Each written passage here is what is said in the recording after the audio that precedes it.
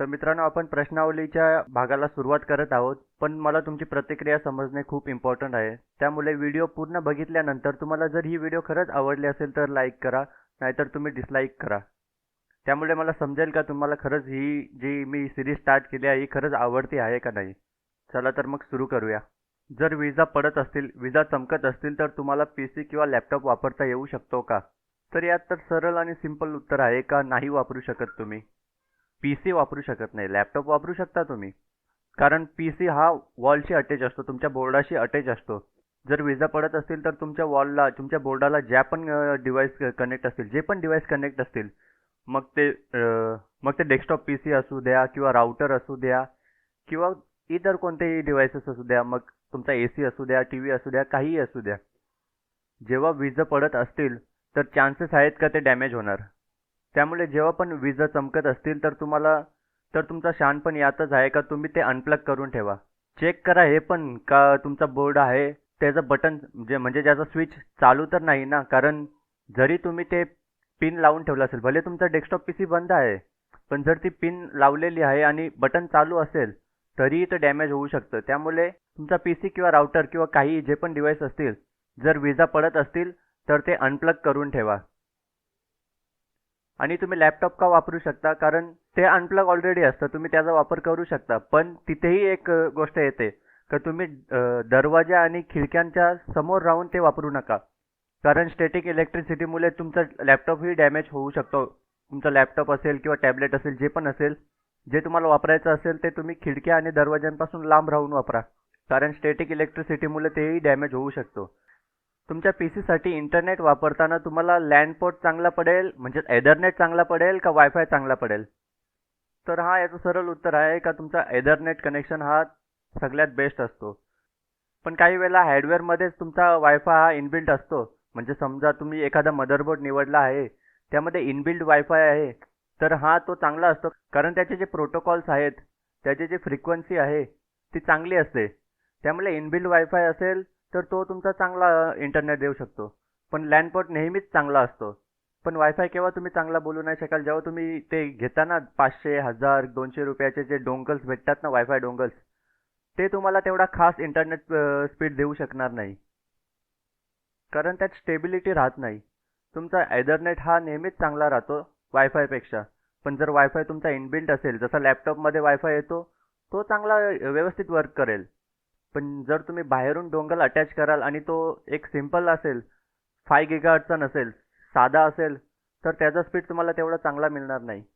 तिसरा क्वेश्चन हा आहे का तुम्ही कोणत्या पद्धतीने वायफाय स्पीड इम्प्रूव्ह करू शकता का? तर वायफाय स्पीड इम्प्रूव्ह करण्याची असे थोडेफार ट्रिक्स आहेत. पण इम्पॉर्टंट गोष्ट तर हीच येते का तुमचा जो राउटर आहे तो किती बँडविड्थचा आहे, तो चांगला आहे का, आणि तुम्ही तो कोणत्या लोकेशनमध्ये सेट केला आहे. कारण वायफाय हा तुमचा नेहमीच जमिनीपासून 8 ते 10 फूटच्या वरती पाहिजे आणि त्याला चारही बाजूने मोकळी हवा आली पाहिजे. म्हणजेच इन द सेन्स तो, म्हणजे कोणत्याही तो मेटलच्या जवळपास नसला पाहिजे. तो अशा ठिकाणी लोकेट करा का त्याला चारही बाजूने मोकळा वातावरण मिळेल. तुम्ही त्याला भिंतीच्या आडोशाला नका लावून ठेवू. आणि त्यानंतर मग तुम्ही कोणकोणत्या गोष्टी करू शकता ते मी सांगतो. पहिले तर एक करा, बँडविड्थ कंट्रोल करून ठेवा. म्हणजेच तुमच्या इंटरनेटसोबत किती डिव्हाइस कनेक्ट आहेत. कारण तुमचा जो इंटरनेट स्पीड आहे तो सर्व डिव्हाइसमध्ये डिवाइड होतो. तुमचा जो पण इंटरनेट स्पीड आहे तो जेवढे पण डिव्हाइस कनेक्ट आहेत तेवढ्यांमध्ये डिवाइड होईल. तर त्यामुळे तुम्ही बँडविड्थ कंट्रोल करू शकता. म्हणजे तुमचे राउटरच्या सेटिंगमध्ये जाऊन तुम्ही पाहू शकता का किती किती डिव्हाइस आहेत तुमच्या राउटरशी कनेक्टेड. आणि त्यामध्ये तुमचे जे इम्पॉर्टंट डिव्हाइस आहेत त्यांचा आय पी ॲड्रेस तुम्ही सेव्ह करून, म्हणजे लक्षात ठेवा. आणि इतर जे पण डिव्हाइस आहेत त्यांचा आय पी ॲड्रेस घेऊन तुम्ही त्या आय पी ॲड्रेस बँडविड्थ कंट्रोलमध्ये टाकून त्यांचं स्पीड तुमच्या हिशोबे ठेवू शकता. समजा तुमचा इंटरनेट स्पीड हा 4 MBPSचा आहे, तुमचा इंटरनेट स्पीड हा डिवाइड होऊन सर्वांना एक स्पीड मिळेल. तर त्यापेक्षा तुम्ही काय करा, बँडविड्थ कंट्रोलमध्ये तुमचे जे पण डिव्हाइस कनेक्ट आहेत त्यांना तुम्ही तुमच्या हिशोबे लिमिट सेट करा. 512 kbps लिमिट सेट करा. आणि तुमचा जो मेन डिव्हाइस तुम्ही जास्त इंटरनेट वापरता त्याला तुम्ही सेट करू नका, त्याला मग चांगला स्पीड भेटून जाईल. दुसरं तुम्ही करू शकता, DNS पोर्ट चेंज करू शकता. बाय डिफॉल्ट तुमच्या इंटरनेट प्रोव्हायडरकडून जो DNS पोर्ट आहे तो तुम्ही कट करून, कॅन्सल करून गुगलचा DNS पोर्ट वापरू शकता किंवा क्लाउडफ्लायरचा DNS सर्व्हर वापरू शकता किंवा खूप सारे DNS पोर्ट चांगले अवेलेबल आहेत.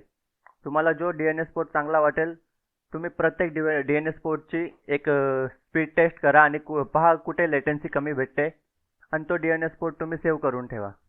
तिसरा येतो अँटेना. अँटेना म्हणजे एक नॉन इलेक्ट्रिक वायफाय ॲम्प्लिफायर येतो, पण ते खूप कॉस्टली असतात, त्यामुळे मी ते कधीच रिकमेंड करणार नाही. त्यामुळे आपण वायफाय घेऊ शकतो एक्स्ट्रा आणि त्यालाच एक्सटेंडर म्हणून वापरू शकतो. ते कसं करायचं, आपल्या सेकंड राउटरच्या ऑपरेशन मोडमध्ये जाऊन तुम्ही त्याला as a wifi extender set करून ठेवू शकता. जर तुम्ही 2.4 गिगाहर्ट्ज वापरत असाल तर 5 गिगाहर्ट्जवर शिफ्ट होऊ शकता. तुम्हाला थोडक्यात सांगतो 2.4 गिगाहर्ट्ज आणि 5 गिगाहर्ट्ज मधला फरक.